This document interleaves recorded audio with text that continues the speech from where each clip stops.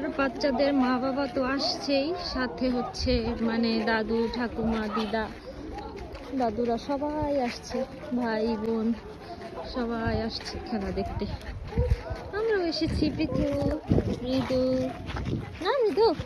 এটা কয়েক মাস আগের একটা ভিডিও, তো আমি আসলে মাঝখানে তো অনেক দিন ভিডিও দেই নাই, তো সেই সময় এই ভিডিওগুলো জমা হয়ে আসছিল, তো ভাবলাম যে আজকে এই ভিডিওটা আপনাদের সাথে শেয়ার করি। এটা হচ্ছে পর্বর স্কুল, তো ওর হইতেছে ক্রিয়া অনুষ্ঠান ছিল। আর এখানে তো দেখতেই পাইতেছেন যে মানে জাপানে আসলে স্কুলে বাচ্চাদের যদি কোনো প্রোগ্রাম থাকে তো ফ্যামিলির অনেক মানুষ আসে দেখতে, সেটা খুব এনজয় করে ওরা। তো এই যে দেখেন এখানে মানে কি বলে মা বাবা তারপরে দাদু ঠাকুমারা বিশেষ করে অনেক বেশি আর কি ওরা পছন্দ করে বাচ্চাদের সাথে আর কি এইসব এনজয় করতে, তো ওরা আসে বেশিরভাগ। আর একটা কথা সেটা হলো যে জাপানিজরা মানে ধরেন 2-3 ঘন্টার জন্য যদি কোথাও আর কি যায়, তাহলে তারা কি করে জানে, চেয়ার টেয়ার মানে সিঙ্গেল চেয়ার থাকে আর কি, ভাঁজ করে রাখা যায়, গাড়িতে ক্যারি করা যায়।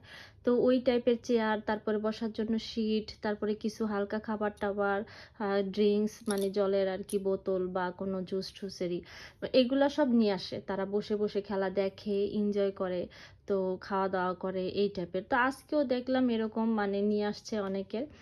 আর আমি আর পৃথমিদু আমাদের বাসা যেহেতু সামনে, আর আমি শুধু মানে 1.5 ঘন্টা কি 2 ঘন্টার মতো থাকবো, কারণ হচ্ছে যে পৃথমিদু যেহেতু ছোট, আর এখানে ওরা অনেক দৌড়াদৌড়ি করতেছে, ওদিকে যায় সেদিকে যায়, মানে আমাদের আর কি যেখানে আমরা দাঁড়াইছি সেখানে একটা দড়ির মতো দিয়ে দিছে যে এর বাইরে আর কি যাওয়া যাবে না, কিন্তু তারা সেই দড়ির বাইরে গিয়ে দুইজন দাঁড়ায় দাদাকে খুঁজতেছে দেখতেছে। আর আমরা এমন একটা জায়গায় দাঁড়াইছি এখান থেকে খেলা ভালো করে দেখাও যাইতেছে না, মানে আমরা এরকম জায়গায় দাঁড়াইছি সেটা হলো যে যে চেয়ারগুলো পাতা আছে ওইখানে হইতেছে মানে এক এক ক্লাসের এক এক গ্রুপের বাচ্চারা মানে এক সাইড সাইড করে বসে। তা আমি যেখানে দাঁড়াইছি সেটা হইতেছে পর্বতের সাইড, ওই ওই জন্য এখানে দাঁড়াইছিলাম, কিন্তু ওই পাশে গিয়ে দাঁড়ালে ভালোভাবে আর কি খেলা দেখা যেত। তো ওইখানে আবার প্রচুর রৌদ্র ছিল, আর আমার মানে বেশিক্ষণ আমি দাঁড়ায়ও থাকতে পারি না, আমার শরীর খারাপ লাগে। তো আমি এই কারণে ভাবছিলাম যে যে জায়গায় হোক একটু বসে আর কি খেলা দেখি। তো এই কারণে আমি এইখানে বসছি। আর পর্ব হইতেছে বারবার একটু পরে পরে দৌড়ে দৌড়ে আসে কিছু একটা বলতে, আর ওদের যে যে দৌড়ের খেলা টেলা এগুলা কিছুই ভালোভাবে দেখতে পারতেছিলাম না, কিন্তু তারপরেও মানে এখানে সবাই আসে বৈশা দেখতেছি, এটাই এনজয় করতে আসছি।